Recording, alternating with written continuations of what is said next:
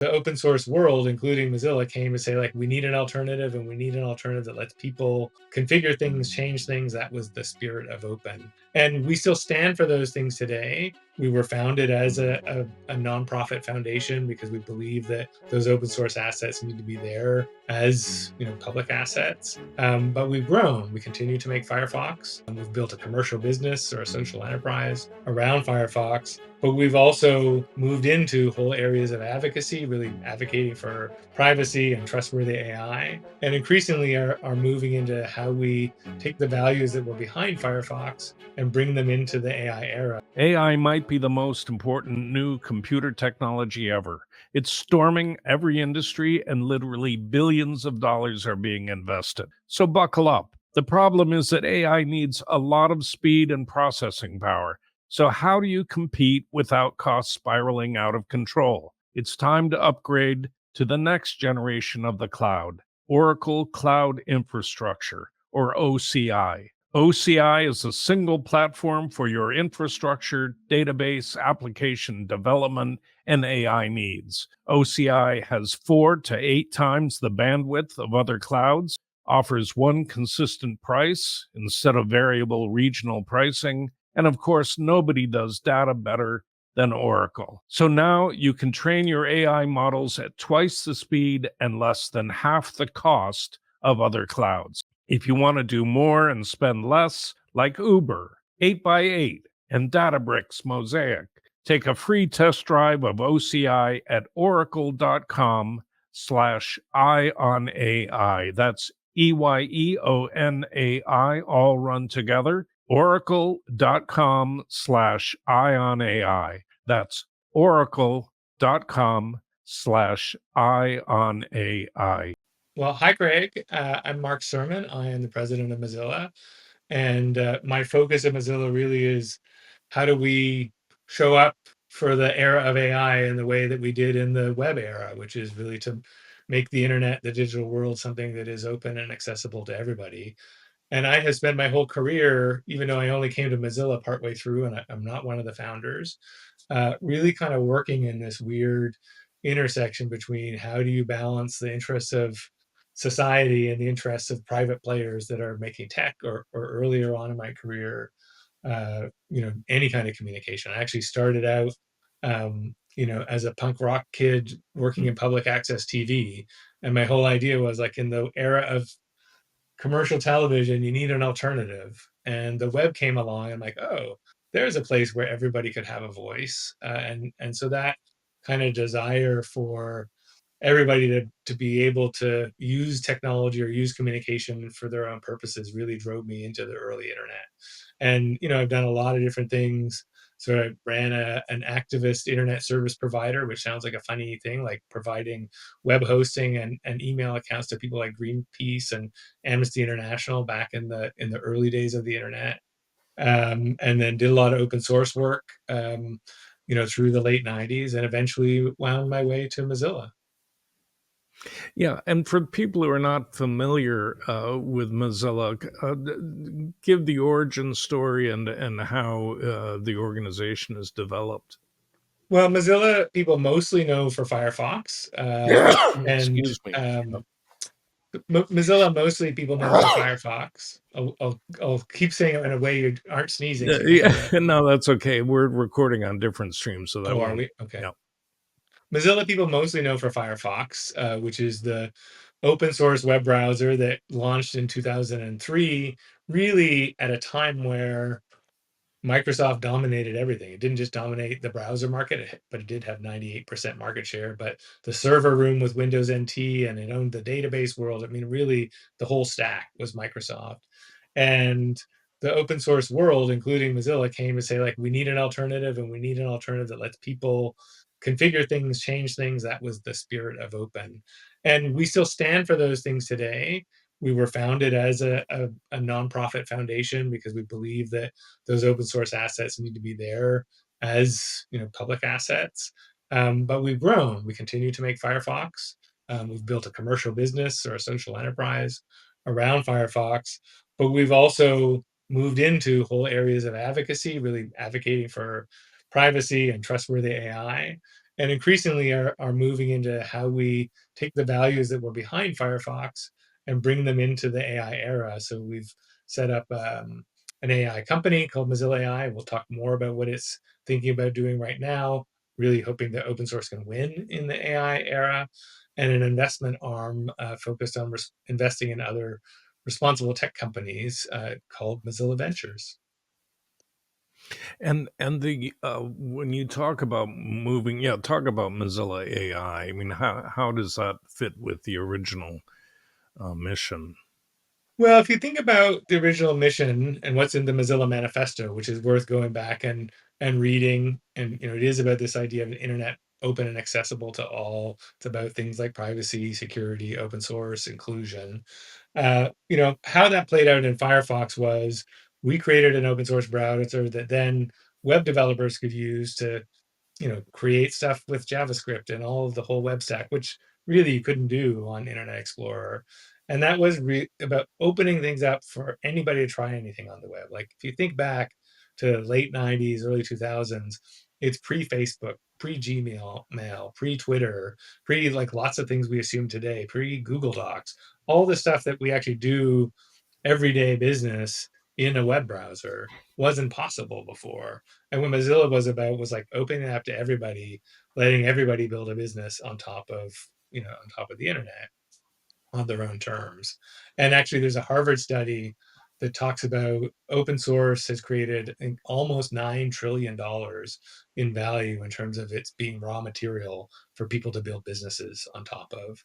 And so we believe in the AI era, you need the same thing. That if you just rely on OpenAI, just rely on the kind of the standard closed stack, which is becoming dominant in their APIs early on, you're going to really narrow the kind of terms of who gets to do what. And you're not going to get that $9 trillion effect of it being something that we create a Lego block, a Lego box for everybody Mm. to kind of just riff with. You're not going to get a lot of the power of open source in the AI era. So, that's why we're really focused on AI that is open source. There's a lot of other people working on it too, or want to work with them. And also, the other piece is the AI needs to be trustworthy. It needs to look at what is privacy going to mean to us in this era. It needs to look at how do we deal with some of these issues like bias and discrimination. So we see tackling AI in many ways with a Mozilla value set as being the same task of having tackled the web. Whatever the fabric of our digital society is, whatever we're building things from today, needs to be built with public interest values as well as commercial values. And that's why we've expanded our focus. Yeah, and but you're not building models. You're more of an advocacy group. Is that right? No, so Mozilla AI and Mozilla Ventures, and actually the company that makes Firefox, are building the technology.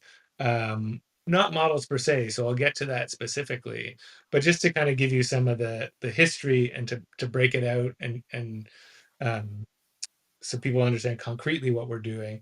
About 5 years ago, me and a few other people really came to the conclusion I just described. If we wanted to advance our values and put the kind of future of digital life in people's hands, we needed to figure out how to play in AI and not just the web. And we started out with advocacy. So for 5 years, we've written a paper people can go check out on Trustworthy AI. We've been pushing for both governments to step up and companies to be responsible in how they're developing AI. And I would say the first, up until about 2022, we were mostly moving into the AI space as an advocacy voice. Over the last couple of years, we've set up this venture arm, as I talked about. So that is actually investing in companies that are building trustworthy AI. So if you think about one company, there's a company called Flower AI, which is the leading player in what's called federated learning or federated training, meaning you can have AI run on your device in a way that nobody can see the data or the inference. It's a lot of the technology actually that's inside of the Apple Intelligence play, which they're positioning as being about privacy. So through those kind of investments, we're playing in the tech stack part of it. And then, what we've started to do in Firefox and other of our core products is very carefully play with how you do trustworthy AI. So, for example, in a beta version of Firefox today, you could go and say, choose to to turn on ChatGPT or Hugging Chat from an open source provider. So what we're doing in there is like letting people pick models from different providers, much like you would use those models inside of a Edge or Chrome. But because we're very focused on independence, on choice, on open source, you can pick from 4 or 5 different models to do something like summarize a web page for you, as opposed to being locked into the model of a particular that the browser vendor is tied to. And then more at the core, and this is where we're earliest stage, closest to the models themselves, is Mozilla AI. Mozilla AI is our commercial open source R&D lab, which is focused on making it easier for developers to adopt open source AI instead of saying going to an Anthropic or an OpenAI. And in that, at this stage, we're not developing models. We're looking at partnering because other people are going at this. We'll Mhm. get to talk to about LLaMA in a minute probably, but certainly Meta is going at the question of open source models. So why duplicate that? Um, because we don't have the resources. Although Mhm. there is an answer to why duplicate it. It isn't fully open. So then there are other people like Falcon, which comes out of a university um, in the UAE. Also, something called Olmo, which comes out of something called the Allen Institute in Seattle. There's a French lab like that are building end-to-end fully open models. Our belief is partnering with them and then making those models more robust and attractive to developers is going to be the fastest path for us to help get open source alternatives, truly open source alternatives, into the market.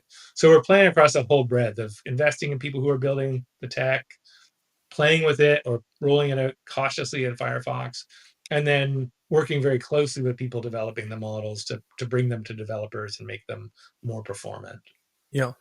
Yeah. On the federated learning, are you building uh, a toolbox for people that want to do federated learning, or do you Yeah. have So a Flower, who is that company, I mean, we're not doing it directly. We're a key investor and a partner of theirs, is building the standard by which, hopefully everyone will do federated learning. So they're at the front of the standard setting process. And they've also built the tech so that any company, I mean, they have clients and, um, who are big companies who need this stuff, who are relying on their toolkit to just deploy federated learning in the context of their AI projects. So yeah, absolutely. And the thing is, there's so many pieces to this puzzle. We can't build them all. So there's an example of a company we've invested in who's building that toolkit. Another might be Credo AI, which is a company in California focused on AI governance. I mean, so many people their employees are just picking up AI tools and using them, exposing their data to stuff, all of that. Credo is building a whole product line around doing AI governance. So as people adopt AI in your company, it's following whatever rule set you have around how your company's data is used or how you're complying with regulations that you need to comply with. So, there's so many pieces of the puzzle. We're trying to pick the ones that we can work on directly. So some of that's going to be developer adoption of core models, and then also where we can help others tackling other pieces of the puzzle through things like investment. yeah, on the on Mozilla Beta or Firefox Beta, you were saying that you people can choose between models. Do you give access to the? I mean, are you guys uh, giving access to GPT-4o Pro, or is it the free version? Uh, I mean, how do you balance that with proprietary models? So how it works right now, and as I say, it's just a beta, so that by definition we're trying to learn, is similar to how search works in Firefox today. So if you go into Firefox, if you haven't used it, go try it, and you type, search for Craig, and something about Craig and what you've written in the past or what the podcast is about, it's going to drop down a menu and you could just hit return, but it also gives you a button to say search in Wikipedia, search in Bing, search in Google, search in a Mhm. couple other options. And so unlike any other browser, automatically by default in Firefox, we're giving you choice. We're giving you Mhm. choice in where you search from. So fast forward to now, what are we trying to do with these AI models? When I use Edge, I'm tied to whatever version of OpenAI they've got built into there. If I'm using Chrome, I'm tied to Gemini. We're letting you say, oh, I want to summarize this article. I could choose GPT-4, but it is the free version because we're not. But I Yeah. think it's also whatever version you have. So it's more that it integrates it into the workflow of the browser. So we're just offering you the free one. If you have the pro one, you can use it there. You can pick Gemini. You can also pick Mistral, which is an open source one and Yeah. isn't available in any browser, or Hugging Chat, which is an open source one and isn't available in any browser. So what we're trying to do in that experiment is give people the choice between browser on a between chatbots on a kind of per task level, but also expose people to open source options in addition to commercial options, or Yeah. open source versus closed, because some of those open source options are commercial.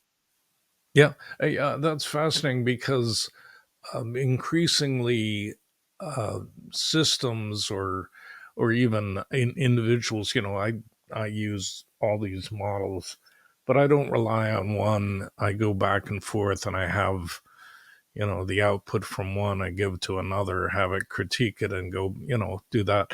Would you be able to do that in Mozilla?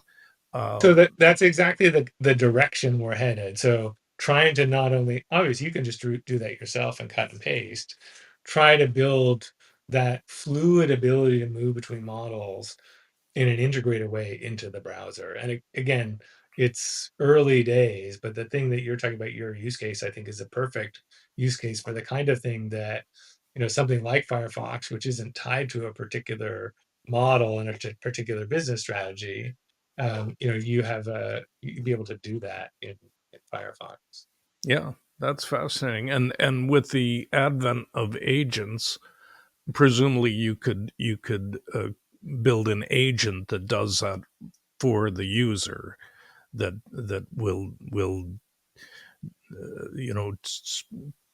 trigger a debate between models and come up with a consensus answer. Is that the kind of thing that you're looking at? Yeah, I would say, not at all ready for prime time, but maybe a sneak peek on the podcast. Um, there is a set of R&D projects. So when we talk about kind of having deeper R&D stuff, exactly looking at that. So we're working on an agent framework called Pulsar, which is looking at what would it look like in the context of the web to have a web native agent framework and let you do exactly that. So it's still exploratory. There's a handful of engineers working on it, but that's exactly where we see the future going. Yeah, that's fascinating. Well, I have to confess, I haven't used Firefox for a while, but I'm going to now. Is this beta available uh, to Yeah, everyone? if you go into, I can't remember if you have to install the beta version. I think you might still right now. So you go and you install something called Firefox Nightly. Anybody can get it. It's just out there. And then you go into a tab that says Firefox Labs, and Firefox Labs is just a way for you to turn on and off different experimental features. I think Firefox Labs is also available in the main release branch. And so I'm not sure if this experiment has been pushed into the mainstream Sure. experiments bucket or is in the early experiments bucket. So yeah, maybe the first step if you were looking is see if it's in Firefox Labs in your mainstream version of Firefox, and if it's not, go and install the nightly version. Yeah, and you were talking about working with companies on open source models, and you mentioned Llama. Are you guys primarily focused on Llama, working with Llama, or are you? No, not at all. So I'll say, off the top, we are huge fans of Llama, and Llama, despite what Mark Zuckerberg says, is not open source in our Yeah. opinion. Well, in And that the training data is closed. well, Is there's a that what couple you of mean? reasons that it's not. So, if we kind of sit on this topic for a second, then I'll get to your original question. Um, there's something called the open source definition, which is always defined, or says since the late 90s has defined what counts as an open source license. Mhm. And there's, 4 basic criteria: that you can use it for free, that you can study it, or that it's transparent, you can look under the hood, that you can modify it to be, something else for your own purposes, and then that you can share that modification. And that over the last 20 years, that definition has stood the test of time. And frankly, that definition has given people the confidence to build businesses on top of open source, because it's always going to work in these predictable ways. Nobody's going to pull the rug out from under you. You're always going to be able to modify it for how you want. So, like, if you want to build an industry and an economy on open source, you need those 4 rules. The Open Source Institute, which is the group that kind of sets this rule set up, has gone and done a new definition of what does open source AI mean? What's the open source definition for AI? It's not quite the same as software. It includes not only the software to make an AI model, but the models themselves and the data. And so, basically they've said, here's how you interpret those 4 principles in this era. And LLaMA does not at all fit into the mix. One, because yes, the data is totally opaque. You can't make the data fully open source in most cases, because there are copyright questions or privacy questions or whatever. But you can't even see what data was used to pre-train LLaMA, and that, in our view, but also in the definition by the Open Source Initiative, is essential. But the other thing they have in the LLaMA license, which is very odd, um, and really just is, by any definition of open source, doesn't make it count as open source, is it says in the LLaMA license, if you get to 700 million users on your product, it's not open anymore. And so imagine that. Imagine I built Azure or Gmail or like some famous product, or frankly Facebook, on top of Linux, and as soon as it got to a certain user threshold, or it's no longer open. And Facebook is built on Linux. So imagine if that happened to Mark Zuckerberg. Some unpredictable, unknown cost, some rug pulling would happen once your business is successful. You're not going to build on open source if that's the rule set. And that is the rule set for LLaMA. So, I mean, we are huge fans. We actually produced a piece of open source software called LLaMA File that makes it easy to run LLaMA on a local machine, even a high powered laptop. So, like, we think it's a real contribution, and it's a big counterpoint to OpenAI. So we're really happy it happens.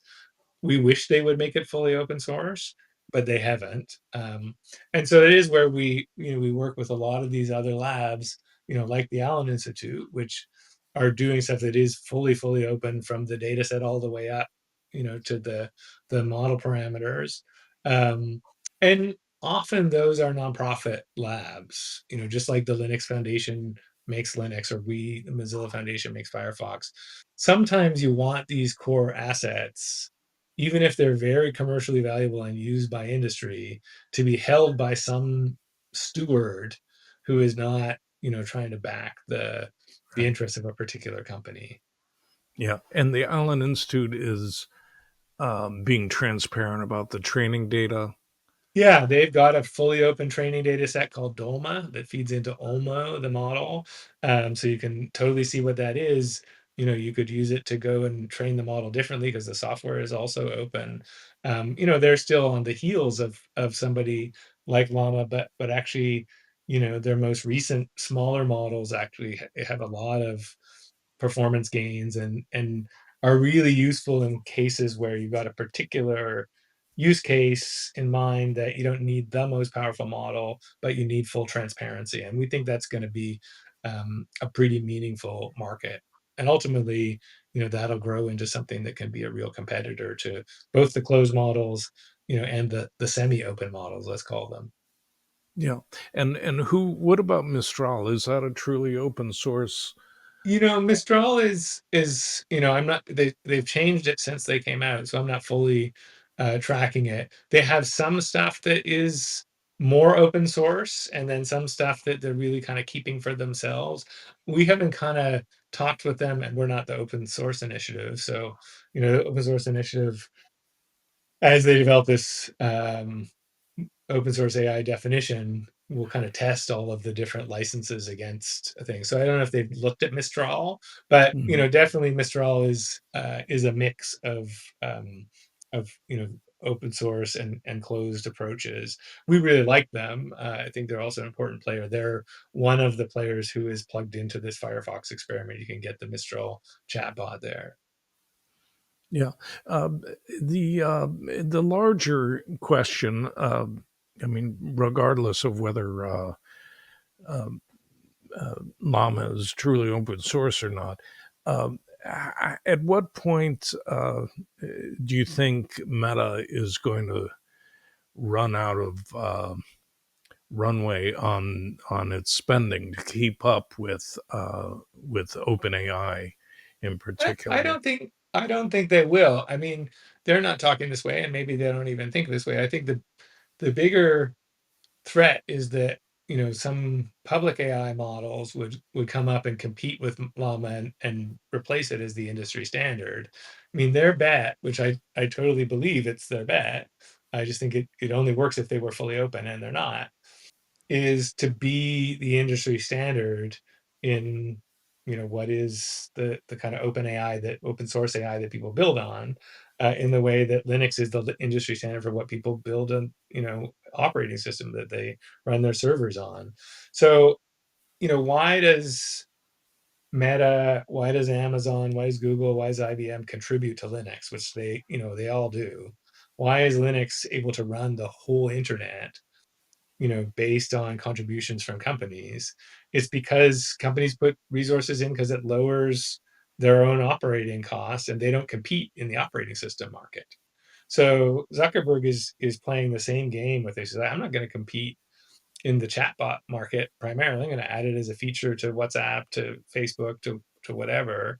And so what I want to do is define the industry standard and lower my costs by having other people. I mean, I saw him in an interview with Jensen saying, "Oh yeah, Nvidia is putting 200 engineers into Llama." That's the math of it, right? Is if everybody starts to rely on Llama, he's actually increasing the robustness and lowering the operating costs of Facebook. It's brilliant. And again, I think it is already a great contribution.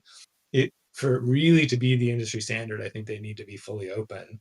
Otherwise, if I'm a government or another big business, do I really want to build on top of Llama that at some point I might pay some undetermined amount for in the future, or that's owned by Facebook and not some independent third party that might change their mind in the future? Ultimately, I think people are going to start not choosing Llama for that reason, especially if more performant, truly open models emerge. Yeah. Um, Although the innovations continue to come out of OpenAI, and uh, for example, with O1 or Strawberry, Yep. um, do you expect that Meta will keep up with that in its Llama I series or some? I think the world will keep up. I mean, there was an article, I don't know if it was in the Financial Times or the Information today, about Chinese models approaching the level of where OpenAI is at with their innovation.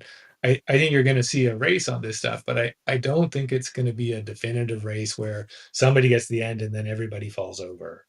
Everybody else falls over. I think the nature of intellectual progress in science is people see what's going on. People are trying to catch up and innovate around each other and do different stuff.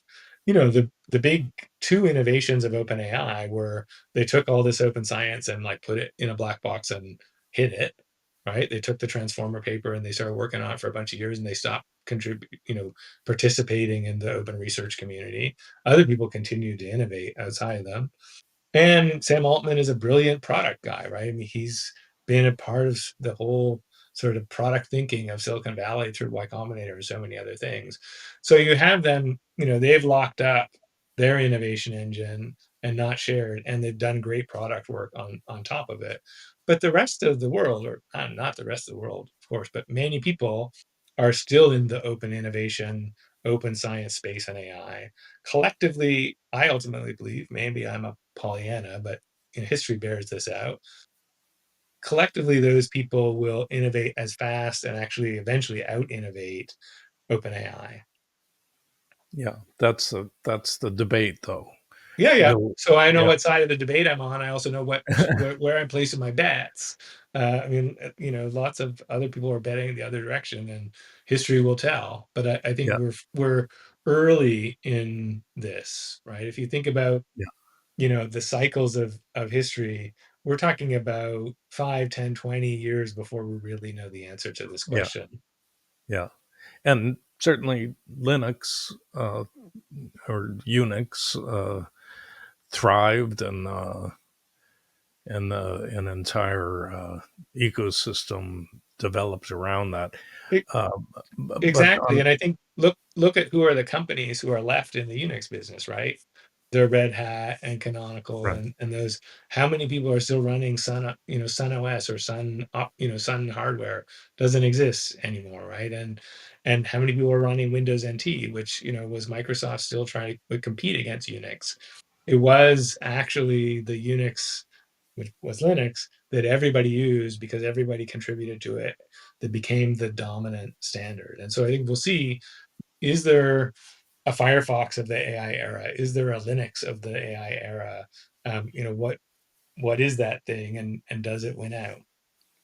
yeah, and on well, the difference again is that the cost of training these models is so enormous that uh, and that you need someone of the size of Meta to to to develop the models for I the think that's open a source really community. critical point and a critical question. And, it's one where I think we could really just, miss a pitch, in the sense that the ball is being thrown at us. We got to swing and we got to hit it. In that, uh, yes, it's expensive to train these things. I mean, the economics of that may change over time, and there's lots of debate about that. But let's say it's still very expensive. You've got people like Meta who I think are doing, effectively a kind of a public good in many ways by putting llama out there and absorbing the cost and also trying to control the industry in the process, but that's good. And then you have all these governments around the world who are saying, oh, compute is a problem, let's put national research dollars towards that. Mhm, And that could go one of two ways. That's where I talked about we could miss a pitch. You could say all of those national research dollars for compute go towards open source, and that ideally you get a small set of open source projects that are all leveraging that subsidized compute for stuff that's produced in the public interest. We would call it public AI, and that actually adds up to something that's a real meaningful player for everybody. But I think there are more than enough government dollars around the world already going into compute that this kind of public AI lane could play a role. And if you look at this in really long time scales, like other big social, technological, economic transformations, Henry Ford doesn't create the national road network, or the regulatory environment for automobile safety, right? It is private players play a role, but in terms of the bigger infrastructure that connects everybody, that the public sector also plays a role. Nonprofits play a role, and so on. So I'm increasingly thinking we need this conversation going about what's actually the public side of this story that enables, all of the commercial innovation to be both successful but also, democratic and spread broadly. yeah, the you mentioned your preference would be to restrict in the U.S. It's the National AI Resource. Is there two R's? Yeah, Resource yeah, Nair. Yeah. repository or whatever. Yeah, NAIR. Are there restrictions on that that you It's have to leaning meet? in that direction. I mean, I think it's still early days where it's not so much restrictions, but like requirements. Like I think is that you would have to make what you're producing open source. I'm not sure how robust that is and what extent it is. So, but certainly our encouragement of where it should go is that anything produced on AI resources, on their resources, or with their funds is open source. And you have a precedent for that. The National Institutes for Health, which is a big government funded health research Mhm. pool, requires that anything funded with NIH money be released as what's called open research, which means that you have to publish the findings of your scientific study on health topics in a way that anybody can access, and not just in some private journal that, if you don't have a big expensive subscription, you can access. And so you do have precedents where you tie public dollars to open publishing, and I think that's in AI a principle that we need to apply. Yeah, you mentioned China. China, a lot of people don't know this, but they are very pro open source in their AI research. Has anything come out of their open source research that's significant from what you know? Yeah, I mean, it's not where I'm deeply tracking things, and I think you both want to be watching it, and also be skeptical. I mean, that ultimately they want open source because it's a faster way to innovate, Right. and innovation drives a particular view on what the technological society should be, which is not mine, and I don't think expresses democratic values. And so, the tech going faster is helpful for their view of the technological society. Their end game is not one I support or like. Um, but I do think China in general has benefited from, but then contributed back to lots of areas of being in the international scientific community and publishing openly. And so I think in the end, the free global exchange of knowledge is something that helps human progress. It has over the last many years, and so I think to the degree that China is both drawing on the global AI research community, but also is contributing back, that is a good thing. Yeah, and what about on the hardware side? Because there are some open source chip design uh, projects or movements. Do you guys follow that at all? Yeah, we're not deeply tracking the hardware piece of it. And I can understand why there are industrial policies around chip exports and all of that stuff. I mean, it's truly the industrial part of AI, and I can see how that is much more tied to a set of national security questions and competition questions. And so I think we kind of leave that to the hardware world and to the governments to figure out. Um, and even in the case of the open source designs, I mean, it is your ability to fabricate and manufacture that all Right. this stuff is tied together. But yeah, it's not a place where we're particularly focused. Yeah.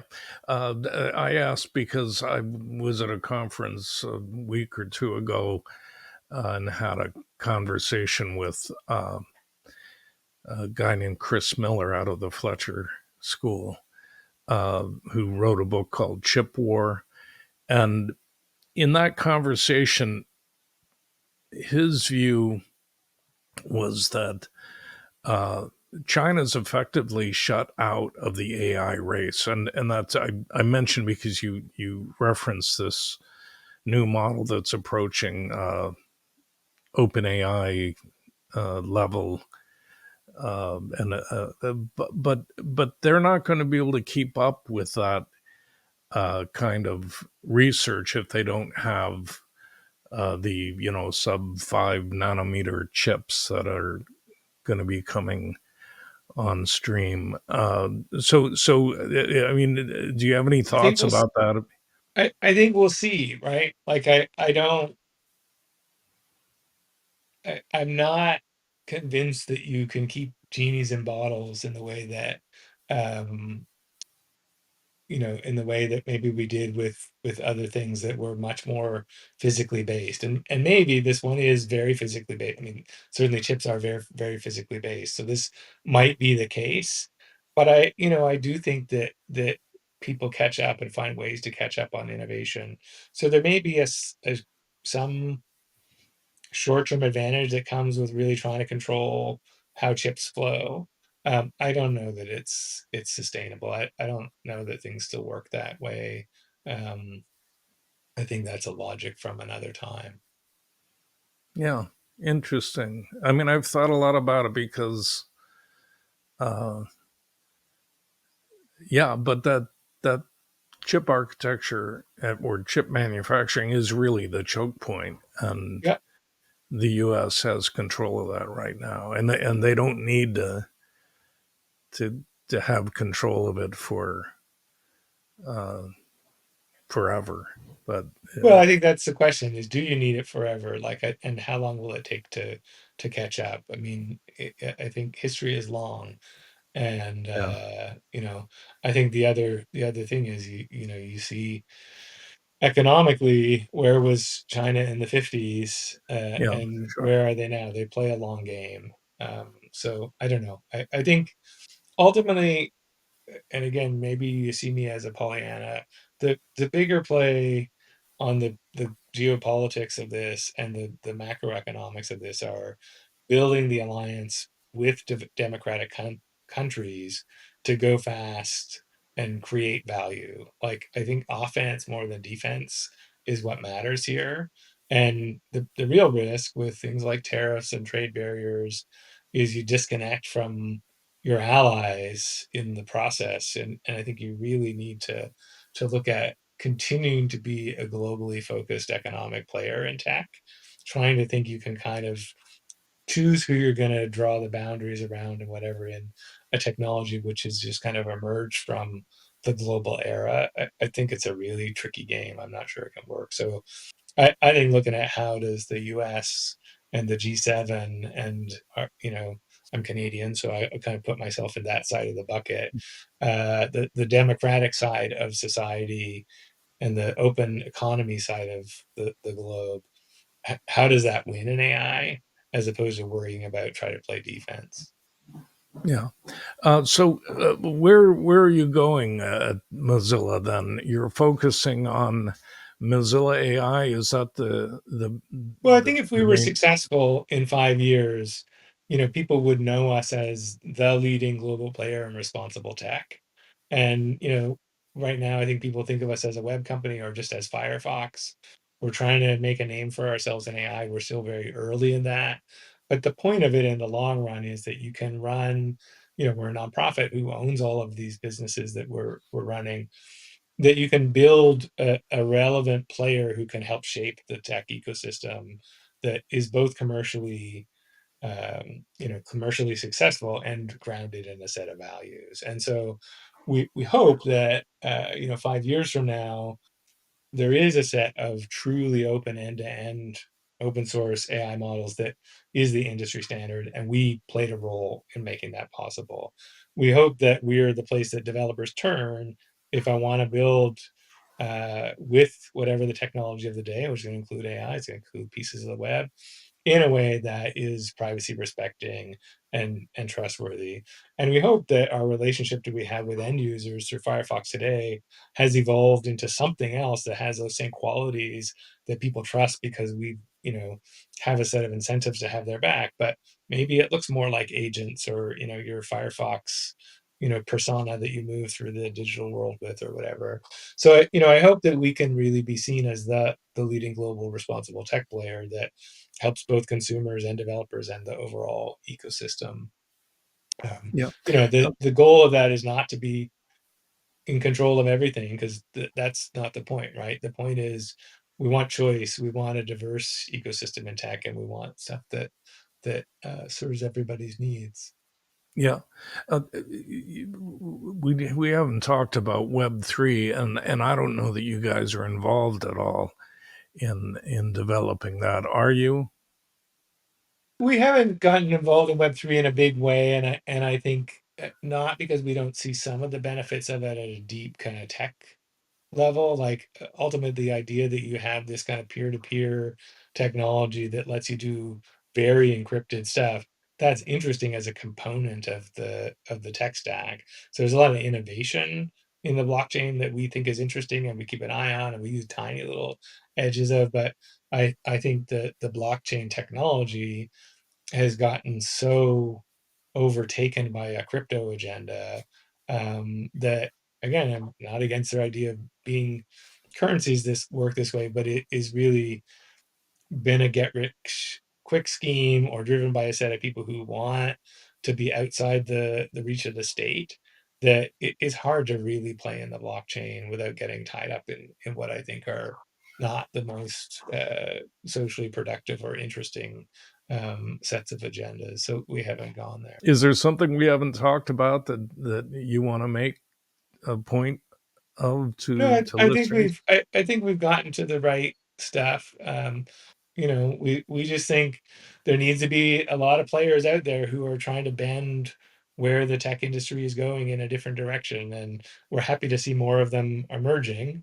Through the companies we invest in, through some of these other nonprofit AI labs, through governments who I think are still fumbling with figuring out how to regulate and do this stuff, but are at least asking more of the right questions and starting to try to come with something useful. So, we think it's going to take a lot to make sure that technology stays in in the hands of society, in the hands of democracy, in the hands of pluralism, and are committed to that through building stuff and through advocating, and hope that other people commit to that too. I mean, that's sort of the bottom line. AI might be the most important new computer technology ever. It's storming every industry, and literally billions of dollars are being invested. So buckle up. The problem is that AI needs a lot of speed and processing power. So, how do you compete without costs spiraling out of control? It's time to upgrade to the next generation of the cloud, Oracle Cloud Infrastructure, or OCI. OCI is a single platform for your infrastructure, database, application development, and AI needs. OCI has 4 to 8 times the bandwidth of other clouds, offers one consistent price instead of variable regional pricing, and of course, nobody does data better than Oracle. So now you can train your AI models at twice the speed and less than half the cost of other clouds. If you want to do more and spend less, like Uber, 8x8, and Databricks Mosaic, take a free test drive of OCI at oracle.com/eye on AI. That's EYEONAI, all run together. Oracle.com/eye on AI. That's oracle.com/eye on AI.